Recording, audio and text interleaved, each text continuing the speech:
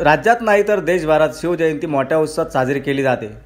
आज राहता शहरात शिवजयंतीनिमित्त वीरभद्र मंदिरासमोरील छत्रपती शिवाजी महाराजांच्या अश्वारूढ पुतळ्याचे लोकार्पण महसूल मंत्री राधाकृष्ण विखे पाटील यांच्या हस्ते करण्यात आले असून विखे पाटील यांनी राहता शहरातील अश्वारूढ असलेल्या शिवाजी महाराजांच्या पुतळ्याला हार घालून नमन केले।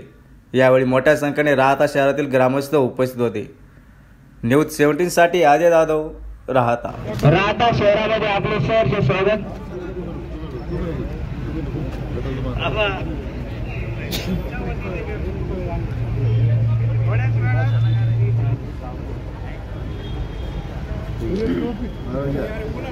चला